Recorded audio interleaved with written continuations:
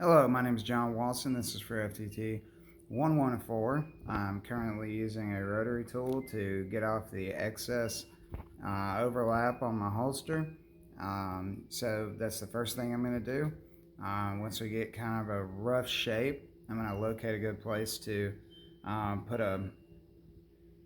punch a hole and get a rivet in it. I think I'm going to be able to get away with just the one.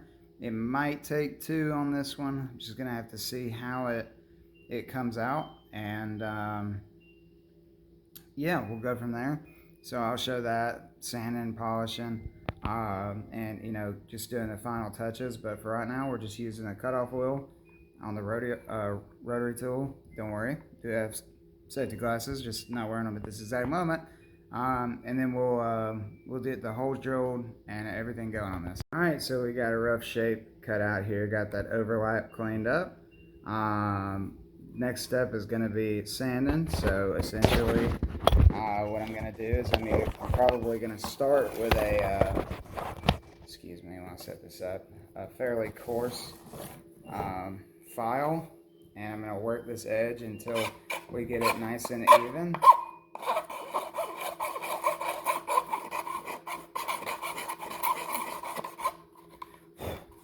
We're just going to keep working that until it's relatively smooth, and we're going to round this edge off here, especially right here at the turn.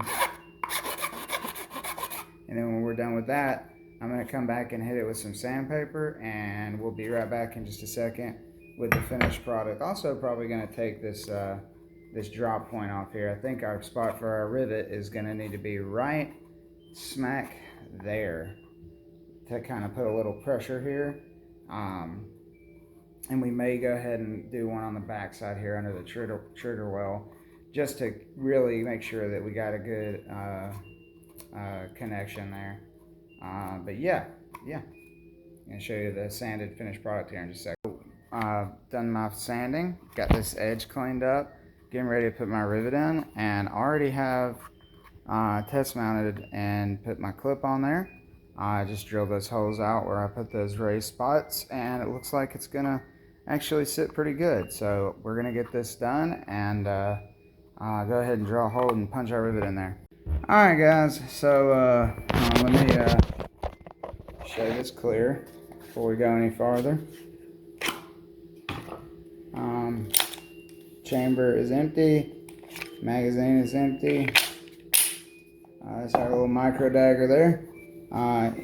Drilled our hole. As you can see, got a little bit of a mushroom on that rivet there, and got a little bit of junk to clean up on this lip. But I had difficulty getting this rivet in because I put it on there where there's a little bit of an air gap, and I did that because the holster was a little loose in my opinion, and that pulled it down tight. I also I wanted to show this off. I drilled these holes. When I put my dowels in, I put a pitch on the hole, on the dowel, so that it would actually pitch outwards and cause a bend when tightened down. So it kind of contours to the hip a little bit, which is pretty cool. And then here is that micro dagger, and as you can see, we got a nice, well, we come in at the right angle. Got a nice snug fit. I also ran this holster up a little higher. As you can see on the back side here, I put an inlay here so that we're not depressing the magazine. No matter how hard we push it, that mag is not coming out. I did that because I didn't want to be accidentally bumping that mag, because the main purpose of this is to carry in the winter outside the waistband. And yeah, it's pretty great. Let me show you wearing it. Clips onto the belt pretty well. As you can see, I missed the back loop there. Oh, my belt's a little loose, so don't judge it off of that. There we go. So as you can see, it's on the belt outside the waistband.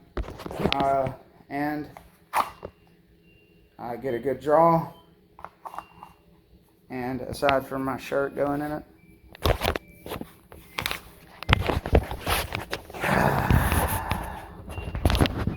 I got a good draw, and then I'm able to effectively reholster it, and it works well. And so the main purpose of this, like I said, winter time, under the shirt carry. I don't typically carry open, so it's about the only time I'd use it, but either way, it works great. So there you go.